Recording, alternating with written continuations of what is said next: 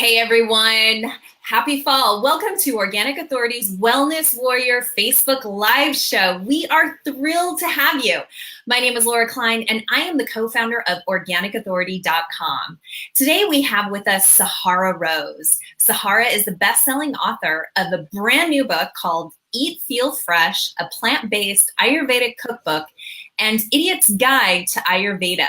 She has been called a, quote, leading voice for the millennial generation into the new paradigm shift by Deepak Chopra, who wrote the foreword for both of her titles. Sahara hosts the Highest Self podcast, ranked as the #1 podcast in the spirituality category on iTunes. She is an abundance mindset expert and guides people to pave their path to freedom, joy, and purpose, which sounds totally amazing because I think we all need to have more of an abundance mindset as well in our life. So Sahara, welcome. Thank you for joining us today. Thank you so much for having me, Laura. It's a pleasure to be here.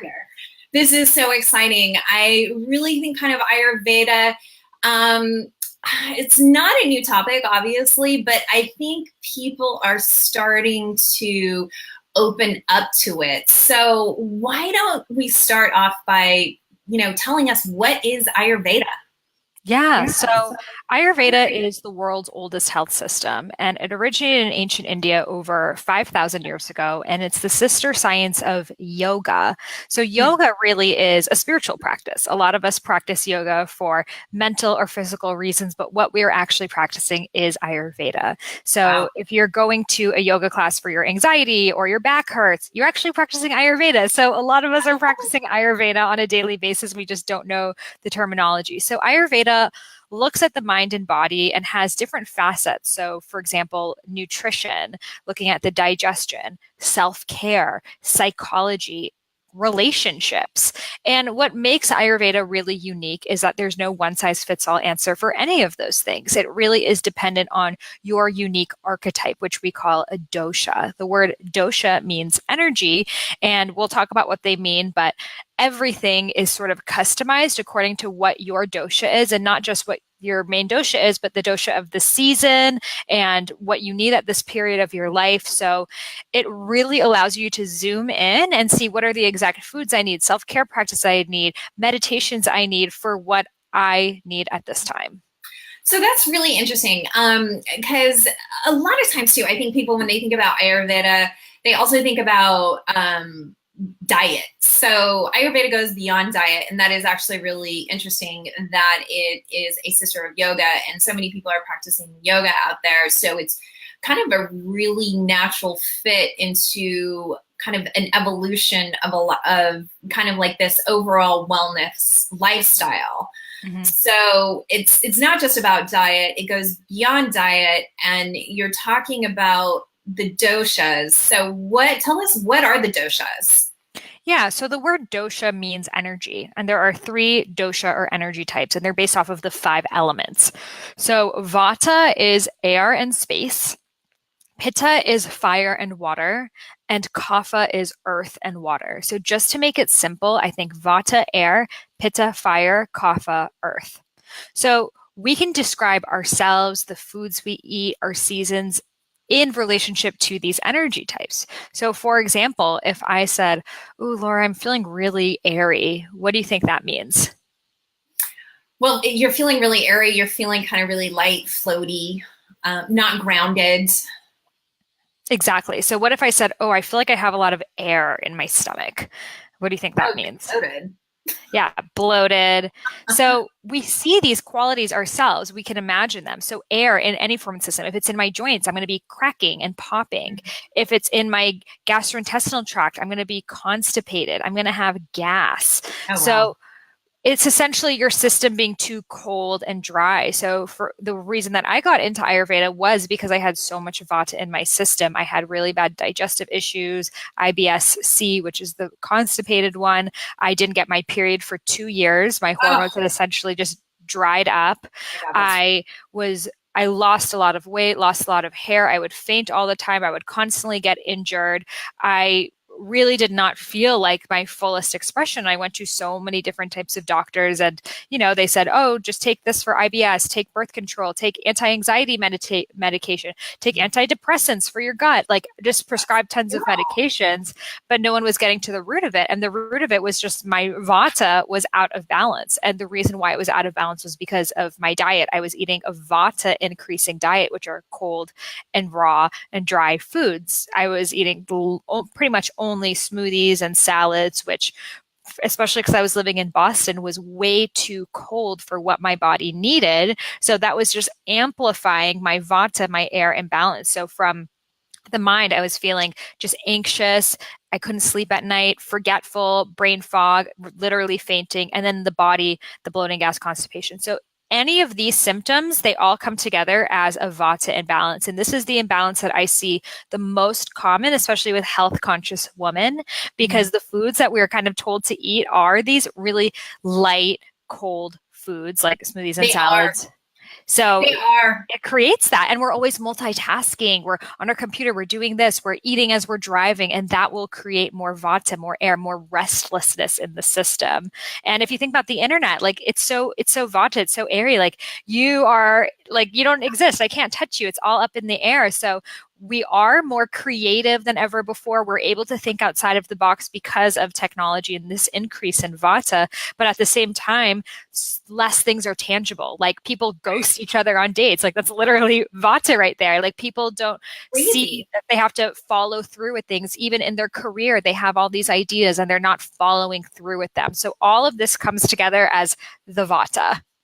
That is so crazy. Okay, so now, did your family, were you raised, kind of like under the Ayurveda tradition here in America? Was it part of your lifestyle, or how did you kind of come to that? Yeah, so I did not at all. I grew up eating a lot of junk food. My parents immigrated here from Iran, and I didn't find out until like literally recently that I was half Indian. But my whole life, I was just drawn to Indian things, but I did not know that I was. So I ate a lot of junk food growing up because I wanted to fit in Western culture, and I didn't look or sound like anyone, but I could eat like them. And that led to me gaining a lot of weight, which led to me having really bad allergies, which eventually led to really bad asthma attacks. So I couldn't go outside as a kid. Every time I'd go outside, I would literally just start like coughing and wheezing, and my throat would swell up. And I went to the emergency room so many times. So I shunned away nature, outdoor, anything like that. And then eventually when I was in middle school, I wanted to lose weight because I was so self-conscious about how I looked. So I started to practice yoga because I had read that Jennifer Aniston got her Rachel from Friends body from hot yoga. So I was like, sign me up for that. And that led to me finally connecting with my body for the first time and going down this yogic path, learning more. What does yoga come from? What are its origins? What are the other practices related to it? And then eventually that led to me getting so healthy that I became the strict raw vegan, which led to the other side of the health problems, which were all of the vata imbalance issues and the lack of period. And when I was volunteering in India, I had gone to so many doctors at this point. I tried every diet, nothing was working. So I decided, what do I have to lose? I'll just see what this Ayurvedic doctor has to say. And I was never going to take it seriously. I thought Ayurveda was like some astrological woo-woo system, but I thought it was just cool that it had a personality quiz involved. And I went. The moment she saw me, she said, Beta, which means daughter. She's like, "Oh, you're too pretty to never have baby." I'm like, what? How does she know? And instantly she was able to tell that my body had gone into perimenopause. So and later on I got a blood test. I had zero estrogen, zero testosterone. Like I wasn't producing hormones anymore, which was what was leading me to early stage osteoporosis because I wasn't getting the nutrients that I needed, which is why my brain wasn't getting the nutrients I needed, which could later on lead to cognitive disease. All of this, not because I was born with it, because I created it from trying to be the healthiest person ever, but eating the wrong diet for me. So that's when I really dove into Ayurveda, started to learn everything about it, but also really wanting to modernize it because a lot of the practices there made sense for 5,000-year-old India, right, but don't make sense for today's time, for today's food system, for all the toxins we're exposed to, for our lifestyle that has so radically shifted. And I instantly had the download that there's no book that modernizes it that looks at this from today's lens. So I will write one. And I did. And now I've written two and just really been on this path to allowing these words like doshas to be part of people's everyday lifestyle, to give them the vocabulary to deepen the experiences that they're already having. Okay, so you talk a lot about modernizing it. So modernizing Ayurveda for today's lifestyle, and you just briefly touched on that. So how do you do that? And I also think it's really interesting too, is in kind of like the traditional Ayurveda diet, they do eat dairy, but you're not including dairy. Is that correct? So is everything you do is vegan? And I'm also curious why you chose to go that route as well. Mm-hmm. Totally. So in ancient India, cows in Hinduism are sacred. So people would have like their neighborhood cow that they would give flowers and they would treat it so amazingly. And they knew back then that the body needs a form of healthy fat. So they did not have avocados. They did not have oil distillation processes. They had a cow. They could milk the cow and they could burn its milk and eventually create ghee. So it made total sense. And the milk was super pure. It was raw, unpasteurized. And that worked for many, many years. But today, even in India, there's so much factory farming. These cows, so many of them live on the streets, live off of literal garbage. And this is whatever they ingest is going to come through their milk. So they're ingesting their milk that has these toxins, especially the fat of it, which is where toxins accumulate in lipid cells. So they're not realizing that they're literally kind of eating the trash from the floor, just coming through another animal. Mm-hmm. If everyone still practiced, farming and stuff the way that it was 5,000 years ago, then sure, I would say go for it. If someone has their cow that they go milk and it's totally clean, go for it. But that's not the case for today's time. And that's why we need to look at what's happening instead of just looking at ideals that may have existed for, I love that practices. I seriously love that. I think in a lot of traditions today, we actually need to kind of take a look at and reevaluate for today's modern times. So how have you further changed this and modernized it? Yeah, so I kind of looked at Ayurveda. I lived in India for 2 years studying Ayurveda, became an Ayurvedic practitioner, but was always looking like what makes sense for today. I studied sports nutrition in school. So for example, in Ayurvedic cuisine, there's a lot of overcooking of foods. They'll cook like vegetables for like 3 hours and put lots and lots of stuff. Kind of like goopy. Mushy, right. But that made sense because in ancient India, they did not have refrigerators. Oh. And in India, you can't eat raw foods. If it's not heavily cooked with anti-parasitic spices in there, you're going to get sick. So they needed to overcook it and add those spices because that was their way of fighting off the bacteria. Whereas today's time, we have the opposite problem. There's not enough healthy bacteria and minerals in the soil. We've gotten too clean in there. So if we're overcooking that food, we're making it even more mineral deficient. So I still think that there's a place for raw and cooked food, but in Ayurveda, where they say no raw food at all, you have to look. If you go to India and you eat raw food, which I did for years, they would call me the cow because they had never seen anyone eating just leaves before. They were like, a salad? You're just eating a plate of leaves? Because it's just so not part of the culture. But in other cultures that have existed for just as long, like in blue zones around the world and Costa Rica and the Okinawa Islands, they do eat raw food. So we can't say that no raw foods can exist. We have to look at the time and place and how. Mushrooms are another thing. In Ayurveda, they say do not eat any mushrooms. I really looked into that. How could that be? Because in North India, they eat mushrooms all the time. I found out that was something the British rule put in. When the British rule was leading over India for over a century, they saw that psychedelic mushrooms grew in India. They did not want people to ingest those because who knows, they maybe would realize how messed up it is that England was taking over their country. And then also since it's so hot, it's not the best place to grow mushrooms. A lot of them can be poisonous. So mushrooms are just forbidden, but there are medicinal mushrooms. So there are a lot of things like that I just looked at and Eat Feel Fresh. And I'm like, okay, this is traditional Ayurveda. This is my approach. And people are still welcome to avoid mushrooms and drink milk every night. But I just don't think that that's what today's population needs.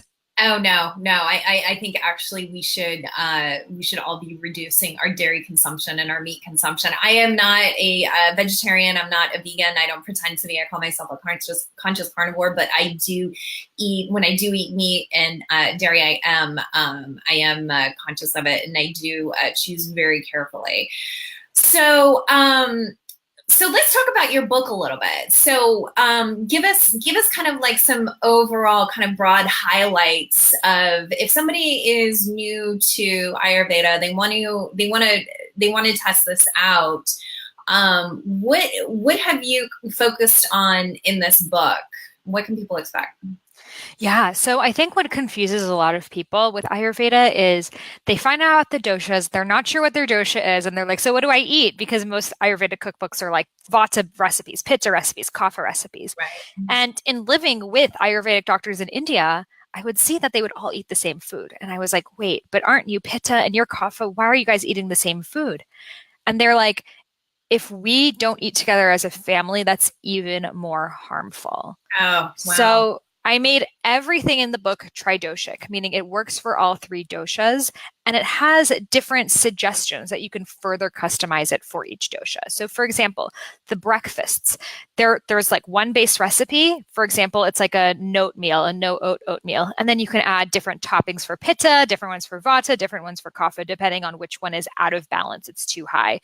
And then the lunches are all 6 tastefuls. They contain the 6 tastes of Ayurveda, which we can talk about. These are the 6 tastes that we need to essentially keep the body balanced. They each have different nutritional values to it. And what are those, if you can highlight those? Can you guess? Guess some of the tastes. Oh, well, let's see. Sweet, bitter, tart. I We don't say know. sour instead of tart, but yeah. Oh, okay, sour. Yeah, which is one of my favorite. I ate sour lemons as a kid all the time. Still love them today. Mhm. Um, how about umami? Does Ayurveda include what many call the fifth taste? Right. No, Umami. there's no umami because it's more of like that meaty or mushroomy Right. taste. Yeah, so they're sweet, sour, salty, Salty. bitter, pungent, and astringent. Pungent and astringent. So Yeah. where does pungent and astringent, what foods create those? Where does that come from?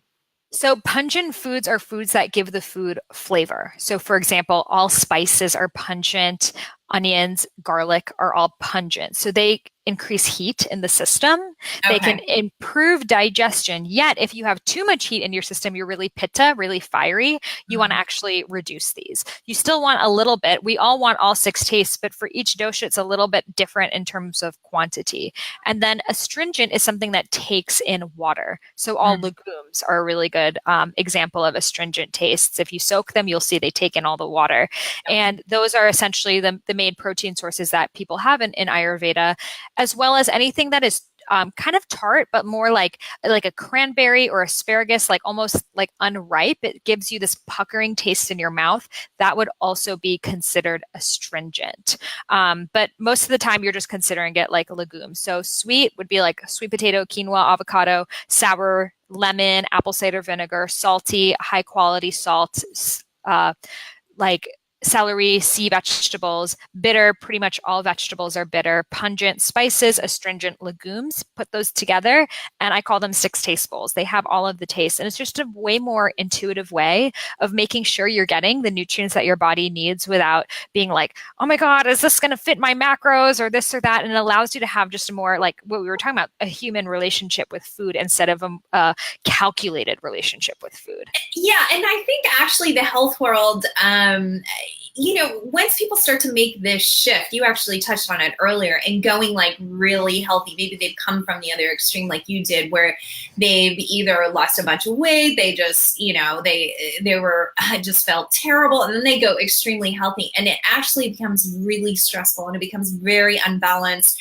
And then there are other issues that start to creep up in your life and your health because of it. And so I think it is really important to have a balance. And this is great. I'm so glad to hear this. And it sounds like this is what you're providing, your readers in your book. So now, if somebody wants to figure out what their dosha is, how can they do that?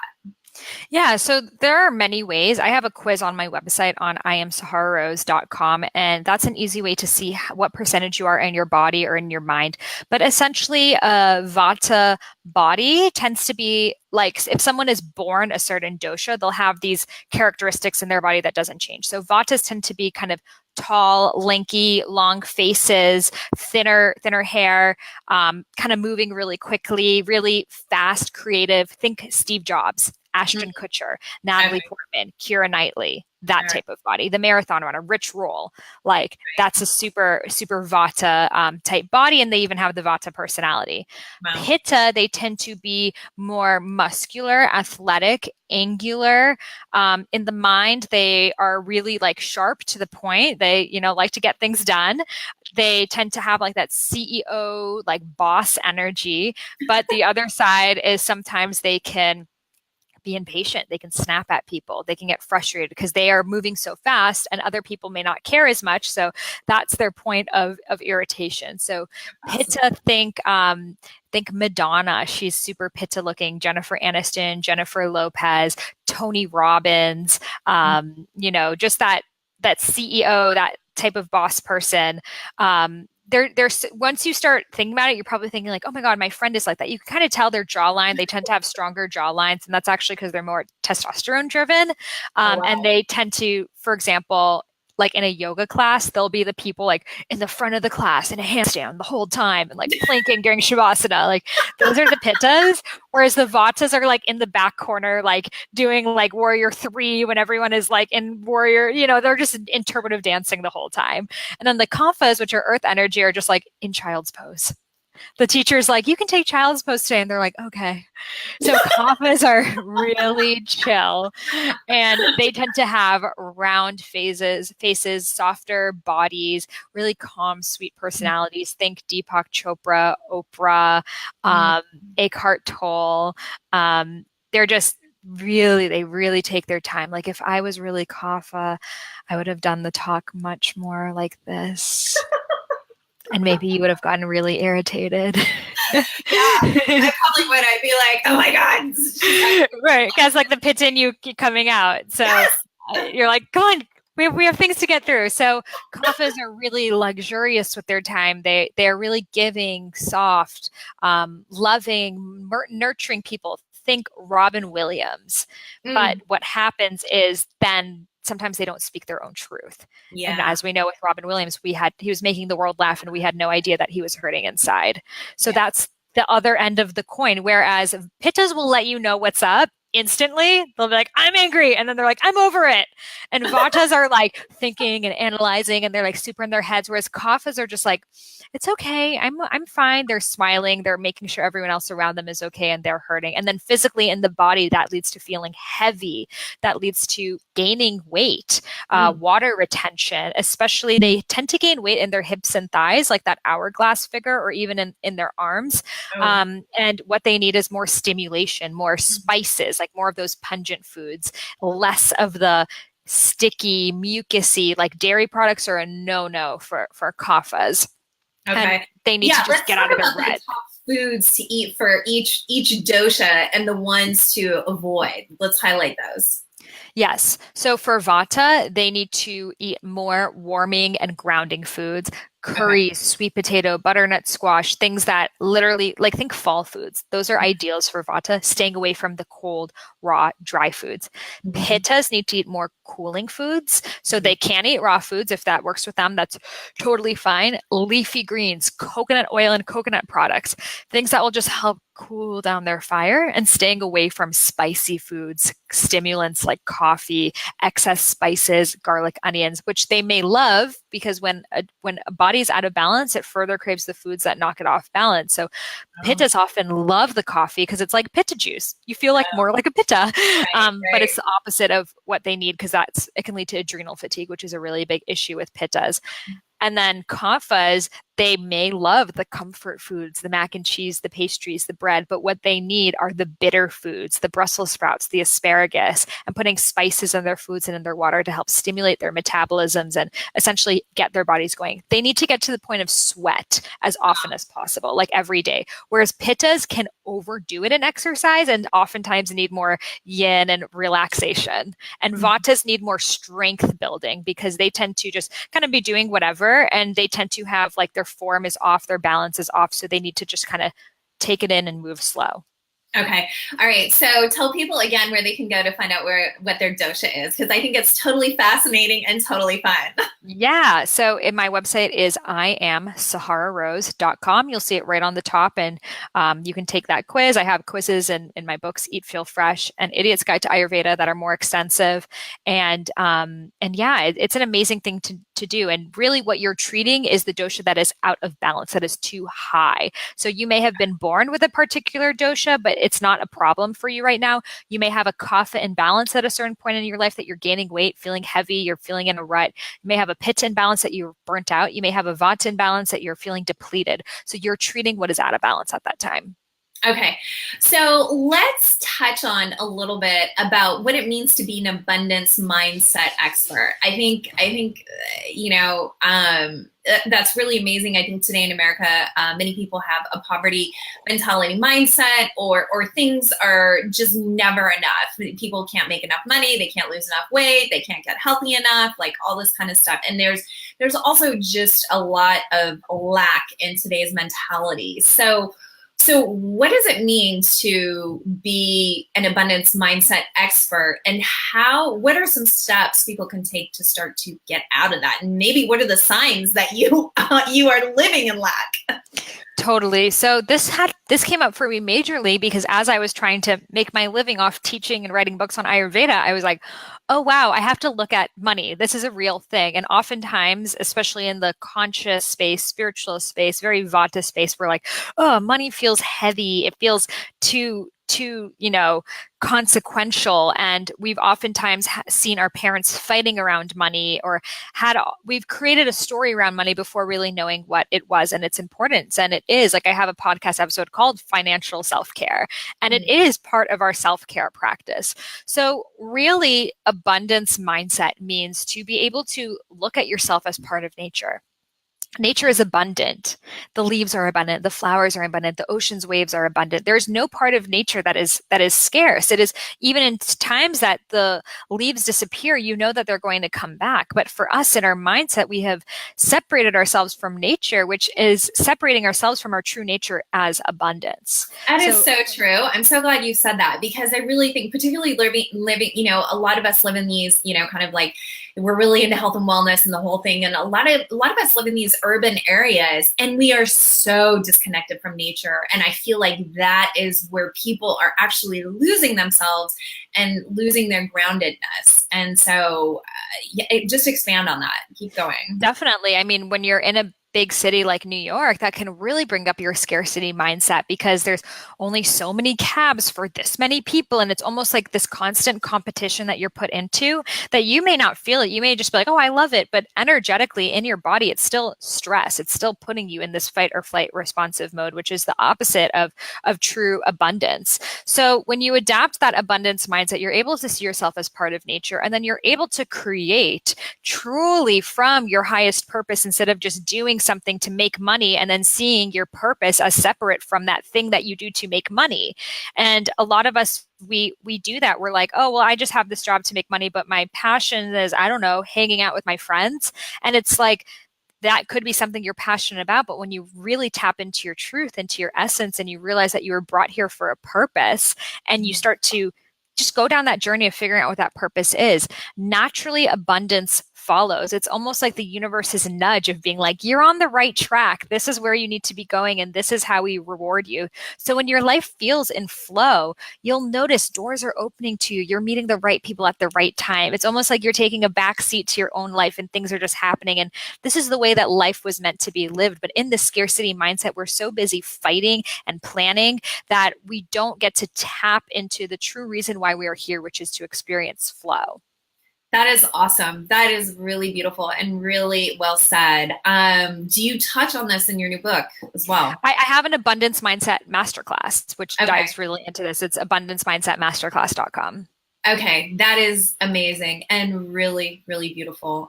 So where can people go to learn more about that? State that one more time. Yeah, just abundancemindsetmasterclass.com. Okay. All right. Before we wrap it up here, I also want to touch on some more Ayurvedic self-care tips. Maybe you can give us like your top five and tell us, how to implement them and what the benefits are. Yes. So my favorite are tongue scraping. Why? I'll say them all. Tongue Okay. scraping, oil pulling, dry brushing, and abhyanga. You can also neti pot, but that's something that you don't really need to do every day. So tongue scraping is like, I need to do it every day. It's essentially taking this U-shaped device and scraping your tongue. And what you're doing is you're removing the white mucus, the white coating on your tongue, which actually improves digestion because your tongue has receptors that the moment you put food into your mouth are seeing like what are the digestive enzymes needed to break down this food. Whereas when your tongue is coated in this white filmy layer, your tongue is less able to communicate with what you're eating, and that creates a separation and does not allow your body to create the proper digestive environment that it could have if you had chewed your food and let it sit in your mouth and allowed that to really like have that mind body connection. So we scrape our tongue actually for digestive reasons, but it's also good for good breath. Then Well, oil pulling. Mhm. can you, before we go into that, just one question. Okay, what about just using your toothbrush? Can It you use doesn't remove it as well. it now? Okay. Yeah, you'll see if you get a tongue scraper, once you start doing it, you're like, oh my God, how is I not? Because you see all of this, because they're deep in the pores of your tongue that a toothbrush wouldn't be able to get there. And I've don't never, just do it like 2 times, 10 times. It doesn't have to be too, it shouldn't hurt you, but you should be seeing the white stuff being removed. And I talk about this a lot on my podcast, but like different types of tongues mean different doshic imbalances. So having that relationship with your tongue also allows you to see what dosha is out of balance. okay. Okay, that's awesome. Okay, next one. Then oil pulling, which is essentially like Ayurvedic mouthwash. It's to take oil in your mouth, swish it around your mouth, and you can do it for 3 minutes. You could do it up to 20 minutes. I don't like to say it's only 20 minutes because that kind of prevents people from doing it. And Yeah, I've that's asked, what I've heard. You have to do it for like 20 minutes. That's a really long time. that's a really long time. And I've asked like my Ayurvedic doctors in India if that's true, and they're like, no. So I think that someone just took that and everyone just ran with it, but it's not true. You don't need to. You can do it for 3 minutes, and you don't need to like stare at your face in the mirror while you're doing it. You can just go on, heat up water, go on with your day in your house while you're still moving the oil around your tongue. And this is a way to naturally and gradually get rid of the kind of toxins that are in our mouth without killing everything like an antibacterial mouthwash, which kills the good and the bad. We also have a flora in our mouth as well. It's not just in our guts. So with the antibacterial mouthwash, that's like an antibiotic. It's just killing Right. everything. And then the bad, and that's why people become addicted to like Listerine, et cetera. They feel like they have bad breath without it. So the oil pulling, it's not as strong, but it's like getting deep into there, helping remove the toxins while still keeping it in balance. What Then kind of oil, though, should we use? so during Vata season, cold season, you use sesame oil. And then during summer, hot season, you use coconut oil. And then for kapha, which is like the kind of wetter season, traditionally they would use mustard seed oil, or you could use grapeseed oil, or you could use the coconut and sesame. But those are like coconut super cooling, sesame is super warming. Okay. Okay. So number three, self-care tip So number three is dry brushing. Dry brushing is the practice to take a dry loofah and to basically scrape your skin before you get it wet in the shower. You're always moving upwards towards your heart. On your elbows, your knees, you want to go in circular motions.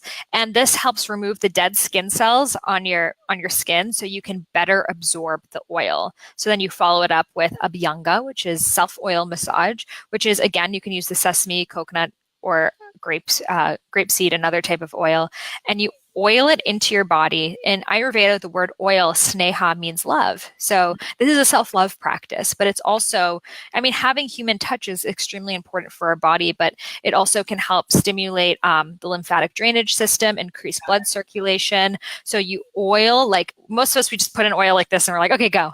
But when you actually really rub it in, that's how it gets deeper into your pores. A lot of people tell me, I can't put oil on my skin because then all my clothes get dirty. That means the oil remained on the surface of your skin and was not absorbed by your skin. So Okay. that's why you dry brush first and then you really massage it in. And then if you want to go bonus, go extra, you can take a hot shower and just sit in the steam, and that will let the oil further absorb into your skin. And then you'll notice after the shower, you probably don't need that much oil because it's actually implanted into your skin. That sounds lovely. Okay, number three. What's self-care tip number three? So number 3 was dry brushing, and then Oh, number 4 was abhyanga. okay. And then, so those are the 4 that I think to do every day or as much as possible. They're like the staples of Ayurveda. I like to do my oil pulling and tongue scraping in the morning, and dry brushing and abhyanga at night. And these are really easy practices you can just weave into your lifestyle that I think everyone can really benefit from. Okay, this is awesome. Thank you so much, Sahara, for coming on the show and sharing all these great, awesome tips. So if people want to learn more about you, if they want to go and buy your book, where can they find your book? Tell us the name again and where they can get it. Yeah, so my book Eat Feel Fresh is available on Amazon, Barnes and Nobles, wherever books are sold. That's the modern contemporary plant-based cookbook and my more modern version of Ayurveda. If you want to know all about tongue scraping, oil pulling, Ayurvedic spirituality, all that stuff, get Idiot's Guide to Ayurveda. Both really go well hand in hand. And my website, IamSahararose.com, has lots of resources, free downloads. My podcast, Highest Self Podcast, I talk about Ayurvedic tongue analysis, facial analysis, body analysis. So you really learn a lot from listening to the podcast. And I'm on Instagram also at I am Sahara Rose. All right. Well, this has been awesome, Sahara. Thank you so much. Oh, thank you for having me. Oh, you're so welcome. And thank you everyone for watching. If you loved this Facebook Live show, share it with your friends. To stay connected and be in the know when these Facebook Live events happen, go to organicauthority.com and sign up for our newsletter and follow us on Facebook, Instagram, and Twitter. Bye, everyone. Have a fantastic week. And thanks again, Sahara. Thank you. We're going to have you back again next time soon. Bye-bye.